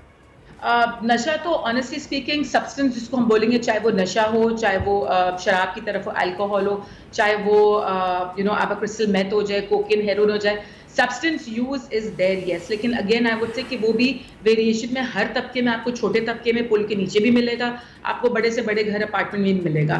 तो we really can't blame the substance for the way we are. हम अगर अपने ही मसले को खुद से नहीं हल कर सकते और हमें किसी सब्सटेंस की जरूरत पड़ रही है उस पर डिपेंडेंट होने की, तो we really should not blame कि हमें सब्सटेंस मिल गया था। बट तला यहाँ जो आप बात करो, ये एक पावर स्ट्रगल, ये एक अथॉरिटी वाला जो नशा है ना, ये बड़ा बुरा है। ये किसी भी नशे से बुरा है। कुर्सी का नशा जी, कुर्सी का नशा, कुर्सी का नशा बोलो, आप पावर बोलो, आप अथॉरिटी बोलो, आप डेजिग्नेशन बोलो, आप स्टेटस बोलो, इसका नशा जो है ना ये हर वक्त रहता है, फिर ना सुबह है ना शाम। और इसी नशे में जब हम अपने आप को हुमैरा साहिबा, being a society, what do you think कि हमें करना क्या चाहिए? अगर हम हुकूमती लेवल पर बात करें तो वो बहुत आगे की बात है कि कैंपेन्स, काउंसलिंग्स या जो भी कि रूल ऑफ लॉ, कोई एक गोली बता दे, गोली खाए और ये सही हो जाए। करना क्या चाहिए सोसाइटी में? हम लोगों को अपना इंडिविजुअली क्या किरदार अदा करना चाहिए? बिल्कुल, तलहा ने जो गोली बोली है वो आई थिंक ज्यादा सूटेबल है, बिकॉज गवर्नमेंट लेवल पे तो बहुत मुश्किल है कुछ भी करना। उस गोली का नाम है कंटेनमेंट। ये बाजार में नहीं मिलती, ये आपके अंदर ही मिलती है। और ये कंटेनमेंट वो है कि आप इसको सब्र, ठहराव और सुकून रखें। जब आपका दिल चाह रहा है कुछ भी गंदी से गंदी बात बोलने का या हरकत करने का, आपका अंदर का ही इंसान आपको रोके और बोले नहीं, not now, hold on, contain, पीछे बैठो। ये छोटी सी एक्सरसाइज है, लेकिन छोटी सी गोली, बट बहुत मुश्किल है। ये प्रैक्टिस के साथ ही इंसान के ऊपर असर करती है, ये एक दफा में नहीं करती, लेकिन कहीं से तो कोई शुरू तो करे, कंटेनमेंट करना, ठहराव करना, जब्त कर लेना कि अगर आगे बिल्कुल बिल्कुल हुमैरा साहिबा, लेकिन एक बात और है, अगर हम थोड़ा सा कंपैरिजन करें, पहले जो शुरू के अदवार, इस्लामी तारीख, सब कुछ एक औरत का एहतराम था, इज्जत थी, लोग, बल्कि मैं अगर रिसेंट भी बात करूं कुछ सालों पहले की, तो बसेस में मर्द खड़े होते थे, वो कहते थे कि अगर तुम औरत नहीं होती तो मैं तुम्हें बताता कि मैं क्या कर सकता हूं। लेकिन आजकल वो जो एक बड़ा अच्छा पॉइंट है, लेडीज फर्स्ट वाला, वो कहां चला गया? वो आई थिंक फेमिनिज्म की नजर हो गया है, वो थोड़ा सा औरत मार्च की नजर हो गया। अब अपने हाथ से ही की हुई चीज है। जब हमें खुद ही इक्वालिटी चाहिए तो हमारे लिए क्यों कोई बस में खड़ा हो, तो फिर हम भी खड़े हों। तो मतलब देखें, फिर माहौल भी तो, वक्त भी तो चेंज हो रहा है ना। वो वक्त था कोई 40 साल पहले का, शायद मे भी 20 साल पहले का, जब लोग शायद खड़े हो जाते। बट सिंस वक्त गुजरता जा रहा है, मॉडर्नाइजेशन आती जा रही है, फेमिनिज्म आती जा रही है, अनफॉर्चुनेटली फेमिनिज्म को इतना गलत मतलब देते हैं, इतना गलत नजरिया देते हैं। फेमिनिज्म ये नहीं है कि तुम औरत हो तो तुम सब कुछ खुद ही करोगी। हम समझे, मैं हुमैरा साहिबा यहाँ पे औरत को भी ठीक नहीं कहूंगी। एक वो वक्त था कि जब औरत को कोई मर्द कुछ कह भी जाता था तो निगाह नीचे होती थी, बस चुप करके चली जाती थी। यहाँ पे औरत ने भी थप्पड़ लगाया है। जी जी, एग्जैक्टली। एंड वही देखिए, बिकॉज नो कंटेनमेंट किसी के अंदर नहीं है ना। आप उस लेवल पर पहुंच जाते हो कि आप अपना एक्चुअल सेंस ऑफ सेल्फ खो देते हो। Who you actually are, वो that can also come in. Sense of self, जो कंटेनमेंट यहाँ औरत ने तो कंटेनमेंट खोई ना, और मे बी उसका अंदर का एक्चुअल सेंस ऑफ सेल्फ बाहर आ गया कि वो फिजिकल भी हो गई। But again I would say कि इन टर्म्स ऑफ अथॉरिटी उसने समझी या अपना बीइंग अ वुमन को पावर लेके समझा कि मैं औरत हूँ, मेरे पे हाथ नहीं उठाएगा। We can't really predict इस वक्त क्या हुआ unless we open up the case and then see it. But generally, I think things are changing, scenarios are changing, liberalism, feminism, इस सब की तरफ हम जा रहे हैं और आदमी को भी पता है। So कहीं ना कहीं वो भी इसका फायदा उठाएंगे। तो डॉक्टर मेरा आई पर्सनली थिंक ये दीन की कमी है, ईमान की कमी है। नहीं तो हमें याद रखना चाहिए कि जो वजह तख्लीक कायनात थे, जिनके लिए अल्लाह ने पूरी कायनात बनाई, जिन्हें अल्लाह ने कुरान में रहमतुल लिल आलमीन का लक़ब दिया कि ता क़यामत तमाम आलमों के लिए रहमत है, जिन्हें अल्लाह ने अपना महबूब और हबीब कहा, उनके ऊपर एक औरत ही कचरा फेंकती थी। एक बार नहीं, कई बार फेंका। उन्होंने हमेशा बर्दाश्त किया, हमेशा दरगुजर किया। बट सैडली वो बर्दाश्त और वो दरगुजर जो आका सल्लल्लाहु अलैहि वसल्लम ने हमें सिखाई, हमारे दीन ने हमें सिखाई, उसको हम भूल गए। Thank you so very much doctor Umaira for giving time. It was pleasure talking to you. और इस उम्मीद और दुआ के साथ कि हमारे मुल्क को कौम में बर्दाश्त आए, सब्र आए, शुक्र आए। ब्रेक की तरफ बढ़िए सर। एक ब्रेक लेते हैं, ब्रेक के बाद वापस आते हैं। आजकल जिंदगी ही सुबह आउट ऑफ कंट्रोल है, दुनिया बोल है, दुनिया बोल है। वेलकम बैक टू दुनिया बोल है। कुछ इंटरनेशनल न्यूज़ शामिल करते हैं प्रोग्राम में। और टर्किश इलेक्शन का जिक्र करना बहुत ज़रूरी है, क्योंकि हम जानते हैं कि टर्की में जो इंतखाबात हुए हैं, एक तो उसमें जो लोगों ने शिरकत की है, जो वोटर टर्नआउट रहा है। पहले जब वोटिंग हुई थी, पहले आज से तकरीबन 10-15 दिन पहले, तो उस वक्त 90% के करीब वोटर टर्नआउट था। 4 लोगों में मुकाबला था, सदारती इंतखाबात थे। 4 में से 2 जो टॉप पर आए, उनमें दोबारा इंतखाबात इसलिए हुए क्योंकि किसी ने भी 50% वोट हासिल नहीं किए। उनकी डेमोक्रेसी में वाज़ेह है कि जब तक कोई 50% वोट नहीं लेगा, सदर नहीं बनेगा। दूसरी बार वोट हुआ, एर्दोगान, तैयब एर्दोगान जो है वो दोबारा जीत गए हैं। 52.16% उन्होंने वोट हासिल किए हैं। 2003 से वो पावर में है, 2003 में वो प्राइम मिनिस्टर बने थे और अब दोबारा उनको 5 साल मिल गए हुक्मरानी करने के as a president of Turkey. यकीनन बड़ी अचीवमेंट है, इस पर तफसीलन डिस्कस करेंगे। एक चीज़ जो कॉमन है पाकिस्तान और तुर्किया में, वो ये है कि वहाँ पर भी जो हारे कैंडिडेट कमाल साहब, उन्होंने भी जो है तैयब एर्दोगान पर धांधली का इल्ज़ाम लगा दिया कि मैं हारा हूँ, धांधली हुई है, धांधली हुई है, जो हमारे यहाँ भी होता है। यकीनन इट्स अमेजिंग जिस तरीके से टर्किश डेमोक्रेसी स्ट्रेंथन हो रही है, क्योंकि हम जानते हैं कि टर्की में जब मार्शल लॉ या मिलिट्री कू लाने की कोशिश की थी, लोग टैंकों के सामने लेट गए थे तैयब एर्दोगान की हुकूमत को बचाने के लिए। सगीर रामे हमारे साथ मौजूद है। Sagheer, thank you so very much for joining us. मुझे बताइए, एक एलिमेंट इसका ये भी था कि अगर तैयब एर्दोगान हार जाते तो जो इस वक्त स्टांस टर्की ने रशिया के साथ लिया हुआ है वो बड़ा मुतासर होता। तो बहुत सारे लोग और एनालिस्ट ये कह रहे थे कि बहुत ज़रूरी है कि तैयब एर्दोगान जीते और ये जो पॉलिसी टर्की ने अपनाई हुई है इसको कंटिन्यू किया जाए। सगीर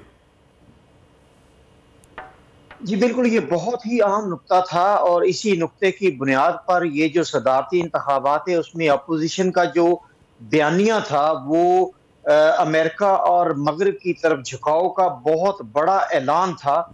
उसमें जो 8 जमाती इत्तेहाद था उसने वाज़े तौर पे ये कहा था कि हमारा जो रुझान है वो यूरोप की तरफ होना चाहिए, ना कि रशिया की तरफ होना चाहिए, जिसकी बुनियाद पर उन्होंने सारी इलेक्शन कैंपेन की थी। और आपको मालूम है कि 100 साला मुआहिदा ख़त्म, लुज़ाने मुआहिदा ख़त्म होने जा रहा है अगस्त में, तो उसकी बहुत बड़ी एक अपॉर्चुनिटी है तुर्की अगर मुआहिदा खत्म होगा सगीर, तो क्या हरमैन शरीफैन का कंट्रोल तुर्की को दिया जाएगा? क्या होगा इस मुआहिदे खत्म होने के बाद? नहीं, कतन ऐसा नहीं है, कतन ऐसा नहीं है। ये मिसपरसेप्शन थी जिसको दूर किया गया।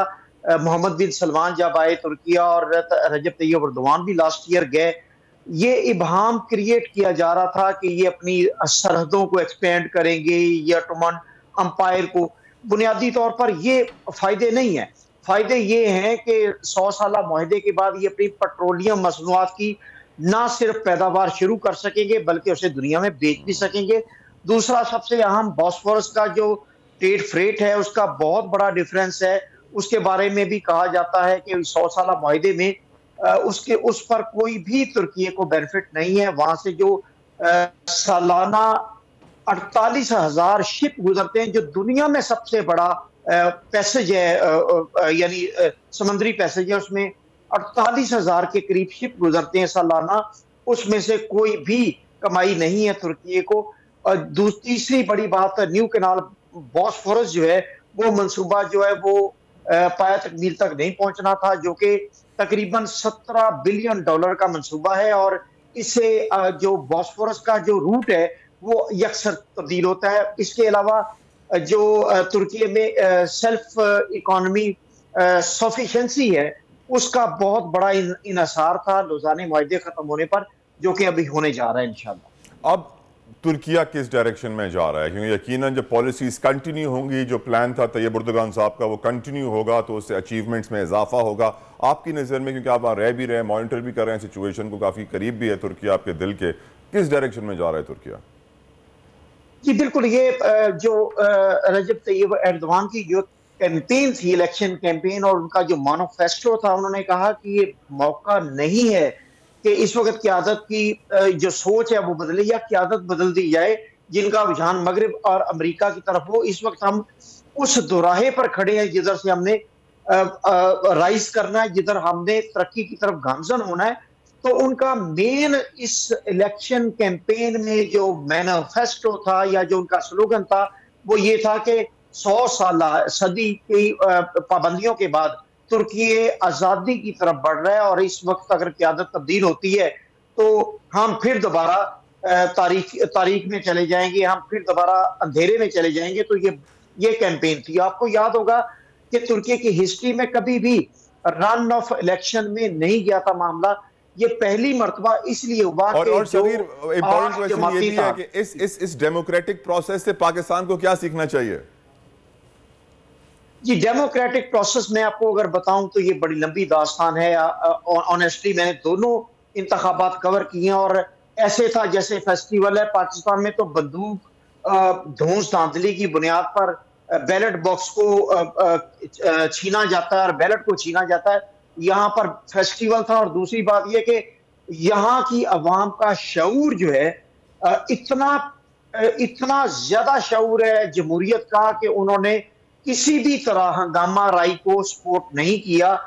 सुनने में ये आ रहा था कि क्योंकि केमाल कलाचदार ओलो जो है वो हार की तरफ जा रहे हैं, उन्हें बहुत बड़ा मार्जिन था, 26 लाख वोटों के मार्जिन से वो 14 मई को हारे थे। तो ये दिखाई दे रहा था कि वो कोई ना कोई हंगामा आराई की तरफ जाएगी बात। लेकिन रन ऑफ इलेक्शन भी इतना पीसफुल हुआ, इतना शानदार फेस्टिवल था कि मैं खुद हैरान था कि ये कौम बाशऊर है। और पाकिस्तान में जिस तरह कौम का शऊर उजागर हो रहा है, मैं समझता हूं कि आने वाले वक्त में इंशाल्लाह हम तुर्की की तकलीफ में इसी तरह की जमहूरियत जरूर देखेंगे। अल्लाह ताला पाकिस्तानी कौम को भी ऐसा ही शऊर है। Thank you so very much Sagheer for updating us from Türkiye.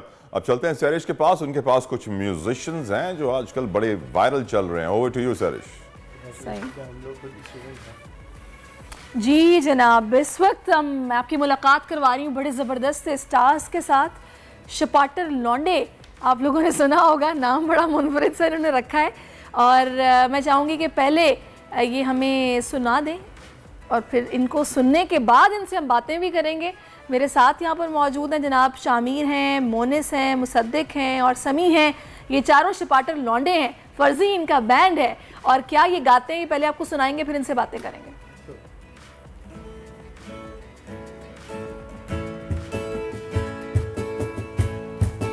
अपनी मोटर बाइक निकालूं, साथ में शंटू तुझको बिठा लूं।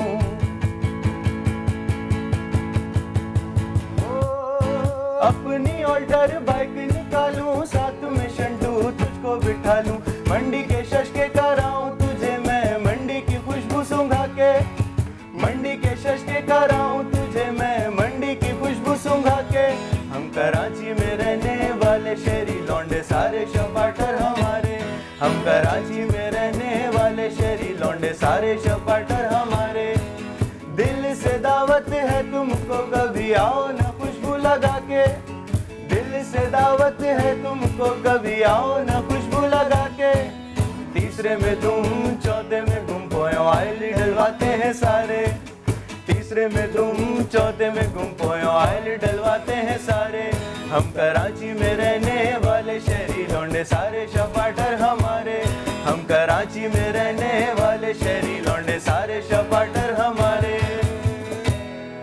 ज़बरदस्त, वेरी नाइस। अच्छा, वेलकम टू आवर शो। आप सबका बहुत शुक्रिया। मुझे ये बताइएगा, ये शपाटर का मतलब क्या है?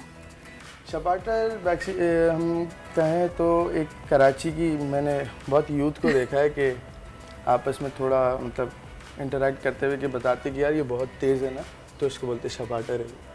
इस तरीके से इंट्रोडक्शन किसी का देते हैं कराची का। हमारे प्रोड्यूसर साहब बता रहे हैं जो तेज तेज बाइक्स चलाते हैं ना उठा उठा के, उनको शपाटर लौंडे कहते हैं, ऐसा ही? कैसे? तो आप लोगों में से कौन है शपाटर लौंडा फिर? हम लोगों ने जो सबसे पतले हैं, सबसे कमजोर, वो शपाटर लौंडे हैं। अच्छा, तो बाइक तेज चलाते हैं। ओके, मुझे ये बताइएगा कैसा आप लोगों की तो वीडियो माशाल्लाह से वायरल हो गई है, कैसा रिस्पांस मिल रहा है? कहाँ कहाँ जाके आप ये मछली, पल्ला मछली ये गा रहे हैं आप? अभी फ़िलहाल हमें बहुत अच्छा रिस्पांस मिला है फ्रॉम इंस्टाग्राम, फ्रॉम फेसबुक, बहुत सारी जगहों में ये वीडियोस अपलोड हुई हैं।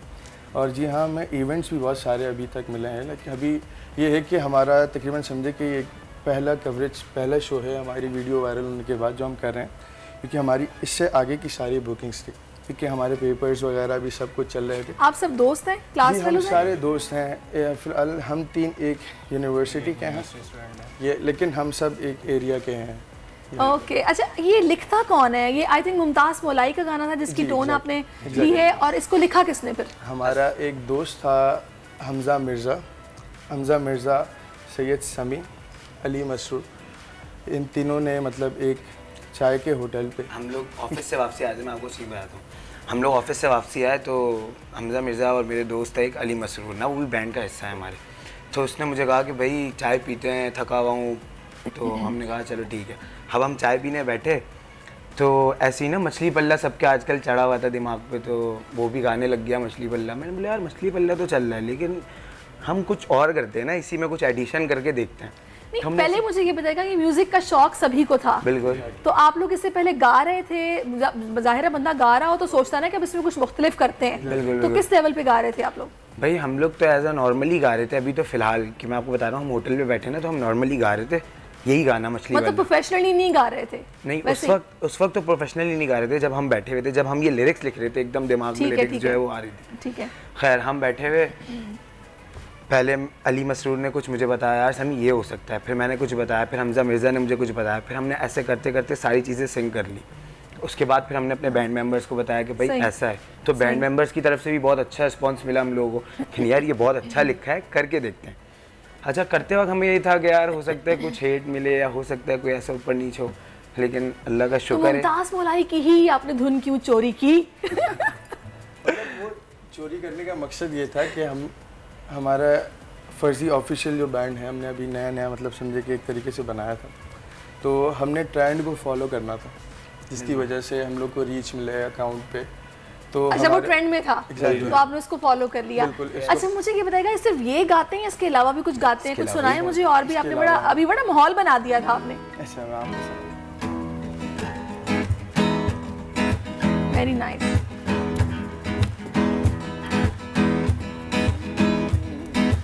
होना था प्यार, हुआ मेरे यार, होना था प्यार, हुआ मेरे यार, आए नजर चेहरे रज़ा, होना था प्यार, हुआ मेरे यार, होना था प्यार,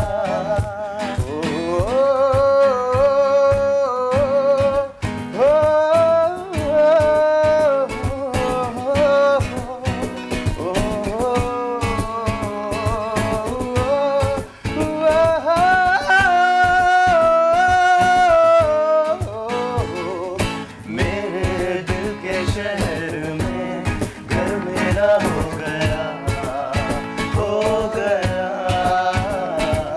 सपना देखा जो तुमने वो मेरा हो गया,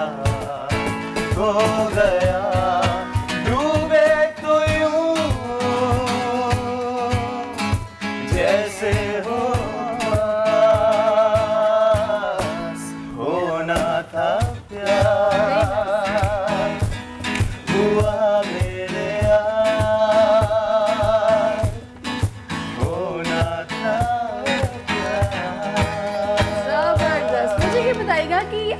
मिलके ही गाते हैं या फिर सोलो भी आप में से को गा सकता है? मतलब अकेला भी को गा सकता है? सोलो जी हम दोनों गा सकते हैं। अच्छा, और मुझे ये सारे गाने चोरी करने, कुछ अपना भी बना लें। आपने आतिफ असलम का गाना निकाल दिया। हमारा ही तो गाना है ये, मछली पल्ला की 2.0 हमारी धुन, उसमें धुन चोरी की थी।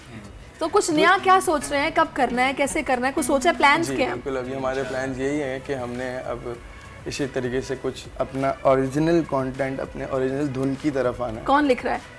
यही ऐसे ही सब लिखेंगे इंशाल्लाह, जैसे मिल के बैठ के लिखेंगे। एग्जैक्टली, तब बैठते हैं कुछ ना कुछ। यानी कि आप लोगों ने एज अ बैंड ही आगे इसको मतलब अपने करियर को लेके चलना है, अकेले गाने का कोई प्लान नहीं है? जी, कोशिश यही है हमारी कि मतलब अब जो फर्जी ऑफिशियल जो हमारा बैंड है, हम इसी को ही मतलब आगे लेके कुछ क्लासिकल सूफी ये भी गाते हैं या फिर बस यही? हम बिल्कुल गाते हैं क्लासिकल। क्या सुनाएंगे? क्लासिकल भी सुनाएं कुछ? क्लासिकल, राइट, कुछ भी अच्छा इसके अलावा जो आपको लगता है।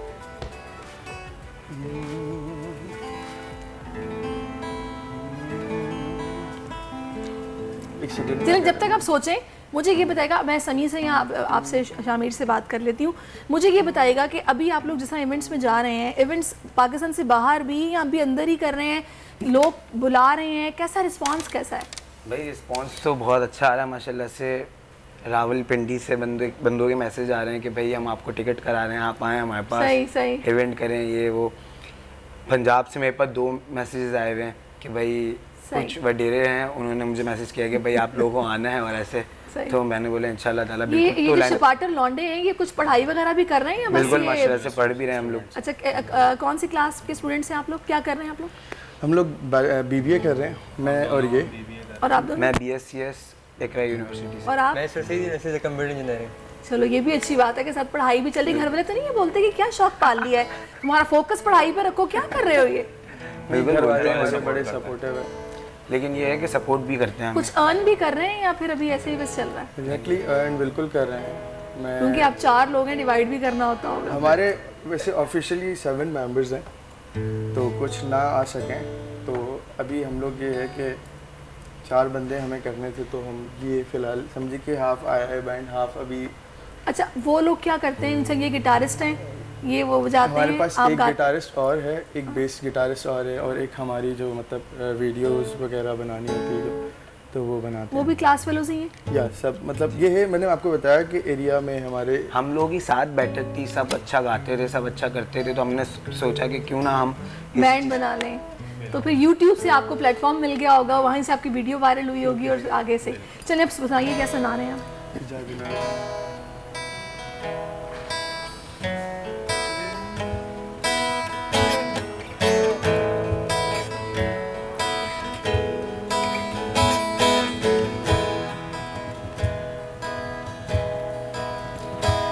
साहिल पे खड़े हो तुम्हें क्या चले जाना, साहिल पे खड़े हो तुम्हें क्या गम, चले जाना। मैं डूब रहा हूँ, अभी डूबा तो नहीं हूँ, मैं डूब रहा हूँ, अभी डूबा तो नहीं हूँ। ऐ वादा फरामोश में तुझ सा तो नहीं हूँ, हर दिन तेरा याद है, बुरा तो नहीं हूँ।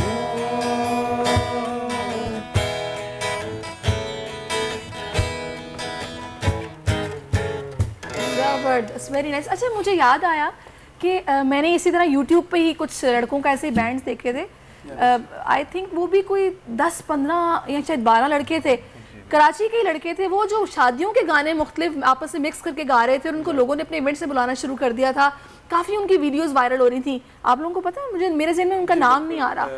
एक्चुअली एक बैंड रन कर रहा है, खुद गर्ज बैंड था। तो वो लड़कों ने भी काफ़ी उनको मतलब सराहा गया था, अप्रिसिएशन मिली थी, लेकिन वो नज़र नहीं आते अब। शायद ये वजह थी कि वो लोग कुछ नया नहीं कर पा रहे थे, वो पुरानी गानों को, इंडियन बॉलीवुड के सॉन्ग्स को वो गा रहे थे। तो आप लोग फिर क्या प्लान कर रहे हैं कि आप लोगों ने करना किस तरह आगे? हमारा एक्चुअली टारगेट ये है कि हम भी मतलब मैशअप्स जो है ना, जो ट्रेंडिंग मैशअप गाने चल रहे हैं उनको एक गाना करके लाइक मैशअप करके उस गाने को बनाए। और अभी हम लोगों ने फ़िलहाल जो है सोशल मीडिया को अपने कवर करना है। हमारा ये है कि हम लोग को सोशल मीडिया को अपने ग्रूम करना है, रीच अच्छी लानी अकाउंट पर, उसके बाद हम लोग प्रोफेशनली इवेंट्स की तरफ जाएंगे। अच्छा, गिटार आप भी बजा लेते हैं? आप लोगों ने सीखा है? तो मुझे लग रहा है सीखा है, क्योंकि जिस तरह बजा रहे हैं ये ऐसे नहीं आ सकता। जी जी बिल्कुल ऐसे ही। तो आप लोग गाना भी सीख रहे हैं? जी मैंने बिल्कुल सीखा है नापा इंस्टीट्यूट से। मतलब मेरे खैर उस्ताद तालिब हुसैन जो मतलब पाकिस्तान टेलीविज़न में भी बैंजो प्ले करते हैं, उनसे मैंने बिल्कुल मौसीकी जो है वो सीखी है, क्लासिकल। तो आवाज़ तो आप दोनों की बहुत अच्छी है और आप तीनों मतलब बड़ा अच्छा आप लोगों का बैंड है। मुझे अच्छा लगा आप लोगों ने जैसे गाया है। तो मुझे अब जैसा कि अभी आपको पता है कि यौम तकरीम शहदा पाकिस्तान भी गुजरा है, फिर कल यौम तकबीर था, तो कुछ हमारे शहदा को अगर आप खिराज अक़ीदत पेश करेंगे तो बड़ा अच्छा हो जाएगा, क्योंकि अब 2 मिनट है मेरे पास, हमें ब्रेक पे भी जाना है, तो कुछ अच्छा सा सुना दें। Okay sure. ए राह हक के शहीदों सुनाए या कुछ भी सुना दें। जी जी बिल्कुल आपको ही सुनाते हैं अपने। और मैं आप दोनों का शुक्रिया अदा कर देती हूँ, आप सभी का, शामिर, समी, मोनिस, मुसद्दिक, आप चारों का बहुत शुक्रिया। और हम यही सुनते हुए ब्रेक पर चले जाएंगे। ए वतन के सजीले जवान, ए वतन के सजीले जवान, मेरे नग़मे तुम्हारे लिए, मेरे नग़मे तुम्हारे लिए, ए वतन के सजीले जवान, ए वतन के सजीले जवान।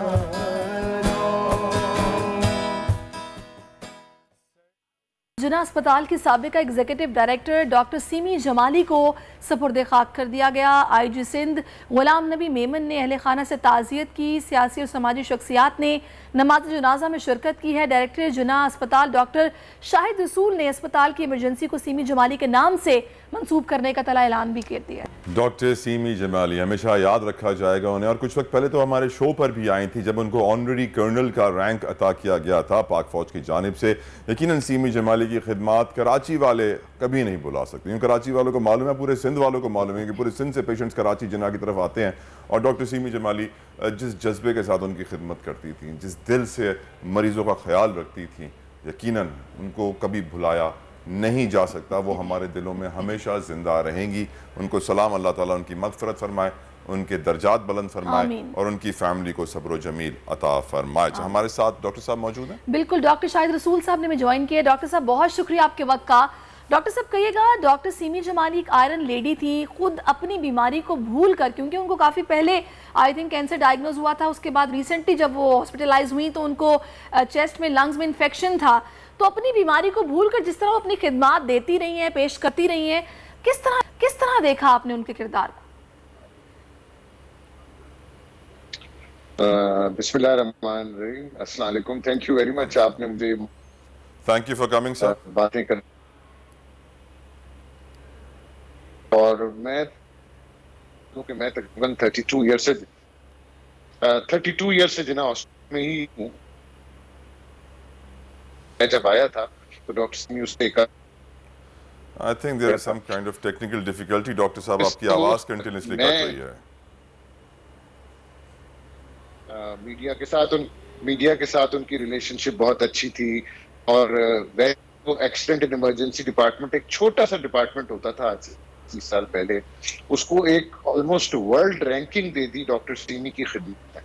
इसकी वजह मोस्ट प्रोबेबली उनकी अपनी हार्डवर्क थी, उनका अपना इंटरेस्ट। ज्यादा बड़ा इम्पैक्ट है जिना अस्पताल के आज जहां होने में। मैं ये फख्र से कह सकता हूं कि this is one of the best hospitals in the country, और इसको यहाँ तक लाने में उनका बहुत बड़ा हाथ। यकीनन डॉक्टर साहब, and the surprising part was कि आप आज से कोई महीना 1.5 महीना पहले हमारे शो में आई थी और वो हमसे ज़्यादा एनर्जी रख रही थी, हमसे ज़्यादा फ्रेश लग रही थी, हमसे ज़्यादा एक्साइटेड थी। मुझे तो लग ही नहीं रहा था कि उनको ऐसी कोई बीमारी भी होगी, और मैं तो हैरान हो गया उनकी फौत की खबर सुन के कि शी इज़ नो मोर। मैं तो यकीनन surprising till the last day उन्होंने अपने आप को जिस तरीके से कैरी किया, no one could tell doctor साहब।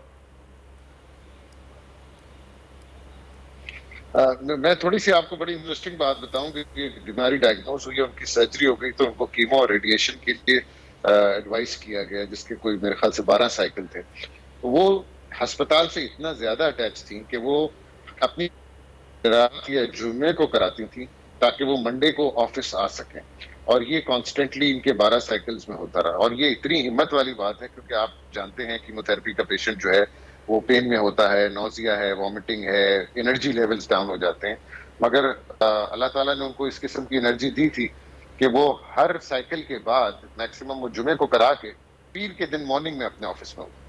बिल्कुल। अच्छा डॉक्टर साहब, बड़ी डेडिकेशन है, वरना आमतौर पर हम देखते हैं कि जो डॉक्टर्स इतने मंझे हुए होते हैं, इस लेवल के इतने एनर्जेटिक होते हैं, वो अक्सर मुल्क छोड़कर चले जाते हैं, वहाँ जाके सर्व करने लगते हैं कि नहीं जनाब हमें वहाँ पे बेहतर पर्क्स मिलेंगे, अलाउंसेस मिलेंगे और पैसे मिलेंगे। लेकिन जिस तरह डॉक्टर सीमी जमाली ने इतना अरसा सर्व किया, जिस तरह इस इदारे को बनाया, वो बिल्कुल काबिल सताइश है। उनके अभी तो जिन अस्पताल में हम देखते हैं कि उसके मुख्तलिफ बिल्डिंग्स के अंदर मुख्तलिफ डिपार्टमेंट जिस तरह काम कर रहे हैं और फ्री में भी इलाज हो रहा है वहाँ पे, बड़ा ज़बरदस्त है।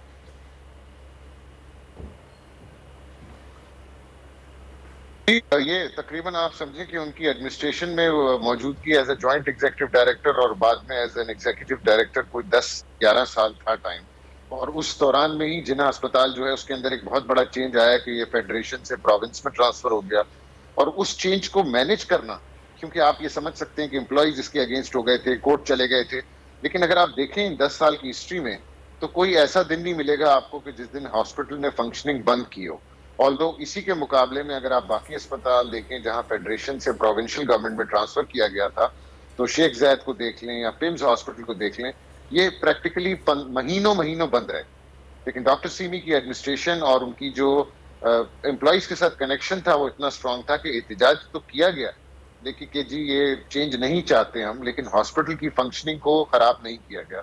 और जहां तक आप बाहर जाने की बात कर रही हैं, तो मेरी उनसे कई दफा, मैं उनसे बहुत क्लोज था, क्योंकि मैं, आप समझें कि मैं अपने तमाम डिफिकल्ट मामलात में एज एन एग्जीक्यूटिव डायरेक्टर, उससे पहले भी एज ए सर्जन, मैं उनसे जरूर एडवाइस लिया करता था कि ये प्रॉब्लम्स आ रही हैं, इसको कैसे मैनेज करना है। उनके जो मशवरे होते थे वो हमेशा बहुत मुफीद होते थे। सो मैंने इनसे पूछा कि आप ऐसा क्यों नहीं करती कि आप बाहर चली जाएं अपने ट्रीटमेंट के लिए, और उन्होंने इसको इस बात को बिल्कुल वो मना किया कि मैं यहीं इलाज कराऊंगी, इसी शहर में इलाज कराऊंगी और मैं बाहर नहीं जाऊंगी। वाह वाह, बहुत बड़ी बात है। अब कोई ऐसी मेमोरी जो आप शेयर करना चाहें डॉक्टर साहिबा की, जो लोग को याद दिलाना चाहें, कोई ऐसा वाकया आप हॉस्पिटल के बाहर का? मैं बिल्कुल ऐसी बहुत सी मेमोरीज हैं, लेकिन जो सबसे इम्पोर्टेंट जो मैं आज तक समझता हूँ कि मेरी उनकी जिंदगी का, मैं उनकी गैर मौजूदगी में इमरजेंसी भी देखा करता था और उनके साथ बहुत क्लोजली अटैच था इमरजेंसी की रनिंग में। और एक आपको वाकया याद होगा, कुछ साल पहले चेलम के जुलूस पे जो एक बस पे अटैक हुआ, उसके बाद जिना अस्पताल में बॉम्ब ब्लास्ट हुआ। तो जब जिना अस्पताल में बॉम्ब ब्लास्ट हुआ तो मैं उनके बिल्कुल साथ खड़ा हुआ था, और हम आखिरी पेशेंट्स देख के मैं उनको बताने आया था कि मैंने इतने पेशेंट्स यहाँ शिफ्ट कर दिए हैं और अब इंशाल्लाह इसके बाद मैं घर जा रहा हूँ, आप भी जाएं। इतने में बॉम्ब ब्लास्ट हुआ, जैसे ही धमाका हुआ तो वो जख्मी होकर नीचे गिर गए। तो मैंने उनको उठाया, मैंने कहा डॉक्टर सीमी उठें, तो उनके मुंह पे सिर्फ एक ही लफ्ज था, उन्होंने कहा हम तो लोगों की मदद करते हैं, हम उनकी तकलीफ में हेल्प करते हैं, आखिर लोग यहाँ पे धमाका क्यों किया गया? मैंने कहा डॉक्टर सीमी आपकी बात बजा, लेकिन अभी तो आप मेरे साथ चलें, आपको ट्रीटमेंट की जरूरत है। मैंने उनको उठाया, फिर लेके गया, बट वो मुसलसल यही बात कहती रही कि हम तो लोगों की खिदमत करते हैं। उस वक्त भी उनके ज़हन, मतलब आप इमेजिन कर सकते हैं कि बॉम्ब ब्लास्ट के बाद इंसान की ज़हनी कैफियत क्या हो, ट्रॉमेटाइज्ड, हवन्नक ही हो जाएगा आदमी, बेवकूफ़ी जैसी वह ट्रॉमेटाइज्ड होता है। बट वो उस वक्त भी बड़ी लॉजिकल बात कर रही थी। मैंने कहा डॉक्टर सीमी लॉजिक इस वक्त काम नहीं कर रही, let's go, will take you to the treatment room. तो वो दिन मुझे आज बिल्कुल आपने बिल्कुल की डेडिकेशन जो है, शायद वाकया याद होगा। जी हाँ डॉक्टर साहब, टाइम की कमी है, नहीं तो हम चाहते हैं कि हम डॉक्टर सीमी जमाली की यादें ताज़ा करते रहें। Thank you so very much for giving us your time, और यकीनन सीमी जमाली हमेशा सहरिश याद रखी जाएंगी। और अब हमें ज़मीन से जाना है सितारों पर। सितारों की चाल क्या कह रही है और चाल के ज़ेरे असर किस शख्सियत के क्या है हाल, ये तला हम जानने की कोशिश करेंगे। मैंने तो प्रोग्राम के शुरू में कहा कि बेहतरी की उम्मीद रखनी चाहिए, पॉजिटिव रहना चाहिए, चीज़ें हर लिहाज से बेहतर होती जाएंगी। तो अब सितारे क्या कह रहे हैं ये भी हमें जानना ज़रूरी है। शेख अजीम हनीफ साहब, शेख अजीम हनीफ साहब, बहुत शुक्रिया आपने में ज्वाइन किया। शेख साहब बताइएगा, मैं काफ़ी पुरुमीद हूँ चीज़ें बेहतर होंगी, ये मुल्क का बेहतरी की तरफ जाएगा, आप बताइएगा क्या कह रहे हैं सितारे?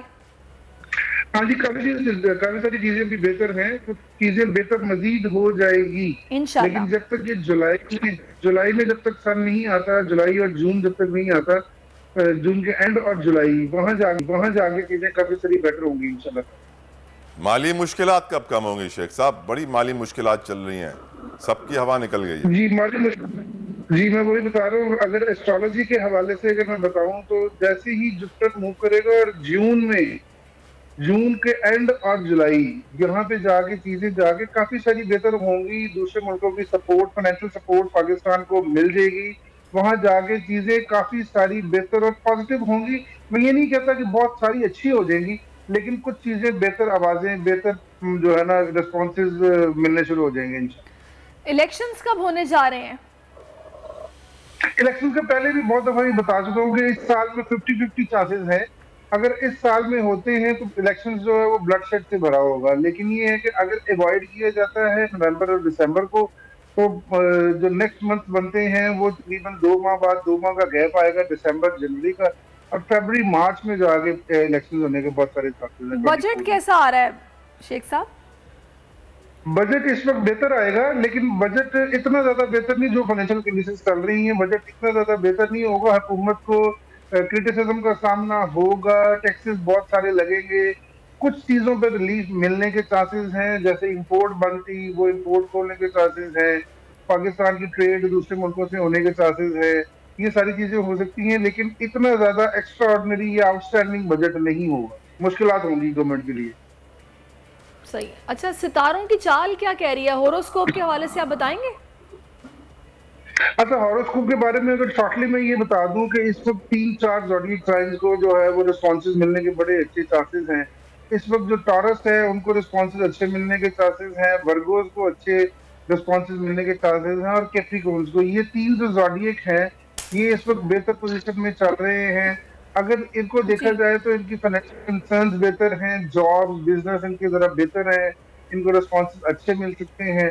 और जो ट्रबल में हैं प्लैनेट्स, उनको थोड़ा सा अवॉइड करने की चीज़ों को, या अननेसेसरी डिबेट्स करने की, या अपने कारोबार में, बिजनेस में, जॉब में थोड़ा केयर करने की जरूरत है। वो हैं लियोज हैं, लियोज के अलावा कैप्रिकॉर्न, सजिटेरियस है, इनको थोड़ा सा एहतियात करने की जरूरत है। ये अपनी माली मामलात में और फाइनेंशियल पोटेंशियल में और डोमेस्टिक इश्यूज में थोड़ा सा केयर करे तो बेहतर रहेगा। सही। अच्छा तला, आप कुछ पूछना चाह रहे हैं? वैसे आपके होते हुए मैं पूछूं, मुझे हजम नहीं होती ये बात। अच्छा चले जनाब तला, आप ना पूछे। लेडीज, हम औरतों का बड़ा एहतराम करते हैं शेख साहब। शेख साहब बिल्कुल सही बात है। शेख साहब, पाकिस्तान की अगर ओवरऑल बात की जाए, सितारे वो क्या कह रहे हैं? मतलब बैनुल-अक़वामी सतह पर हम लोग बेहतरी की जानिब आगे बढ़ते दिखाई दे रहे हैं, फलेगा फूलेगा ये मुल्क? अच्छा, पाकिस्तान का हॉरोस्कोप अगर देखा जाए ना, तो इस साल में मैंने लास्ट अपनी प्रोग्राम में बहुत सारी 2-3 दफा डिस्कशन की थी कि ये साल तो इतना ज्यादा अच्छा नहीं है। जैसे कि पहले हम बताते रहे कि मुल्क हर दौर में नाजुक-तरीन दौर से गुजरा है, तला भाई का फेवरेट जुमला है। तो इसलिए नाजुक-तरीन दौर अभी मुझे नहीं लग रहा खत्म होने वाला है, लेकिन अवाम को इस साल के एंड में जैसे ही इलेक्शन अनाउंस होते हैं या इलेक्शन की कोई नवीद आती है, वहां जाके एक तो रिस्पॉन्सेज अच्छे मिल जाएंगे पाकिस्तान को।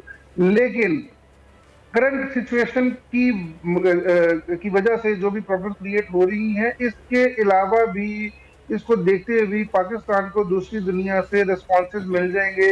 लाइक IMF से रिस्पॉन्स मिल रहा है, दूसरी दुनिया से रिस्पॉन्स मिल रहा है, लोग हमें सपोर्ट कर रहे हैं, दूसरी कंट्रीज हमें, चाइना स्पेशली, रशिया जैसे कि सपोर्ट में आ गया है, ऑयल दे रहा है, इस पर हमें सपोर्ट। ऑयल की आपने बात की तो पेट्रोल सस्ता होने जा रहा है फिर? बिल्ली के नहीं, बिल्कुल पेट्रोल तलब सस्ता होने जा रहा है। डॉलर कब नीचे आ रहा है? LCs कब खुल रही है मुकम्मल तौर पर? जी, यही इस बजट में जो है आपको ये इस चीज की गुड न्यूज मिल जाएगी कि LCs भी खुल रही हैं, इंपोर्ट भी खुल रही है, और काफी सारी चीजें जो है वो स्ट्रीमलाइन होने के चांसेस है। Right, thank you so very much Sheikh साहब। अल्लाह करे आपने जो कहा है वो सच साबित हो, क्योंकि हम जानते हैं पिछले साल बजट में 3,500 अरब का बजटरी डेफिसिट था, यानी जो बजट बनाया गया उसमें 3,500 अरब रुपए नहीं थे हमारे पास। इस दफ़ा इससे ज़्यादा 5-6 हज़ार का बजट डेफिसिट एक्सपेक्ट किया जा रहा है। प्रोग्राम के वक्त तमाम होता है सारिश, हमें इजाज़त दीजिए, अपना बहुत ख्याल रखिए, अल्लाह हाफ़िज़। आजकल सबकी ही सुबह आउट ऑफ कंट्रोल है, दुनिया बोल है, तेरी दुनिया बोल है। इंतजार था ना, चलो इस बार वो करते हैं जो इससे पहले किया ही नहीं। किस्मत की आंखों में आंखें डाल के जीतना होगा, सब में है शेर जैसी राह, जर्रा जर्रा भी हर कंटेस्टेंट को लगेगा पहाड़। लड़खड़ाना नहीं है, खोल दो अपने पंख अगर आसमान छूना है। अबे लग रहा है ये सब पहले भी कहीं सुना है। एंटरटेनमेंट की गारंटी जनाब, क्योंकि यहाँ खेलोगे कूदोगे तो बनोगे नवाब। खुश रहो पाकिस्तान। खुश रहो पाकिस्तान, बुध और जुमेरात शाम 7 बजे सिर्फ बोल एंटरटेनमेंट पर। सब्सक्राइब करें और बेल दबाएं ताकि कोई खबर रह न जाए।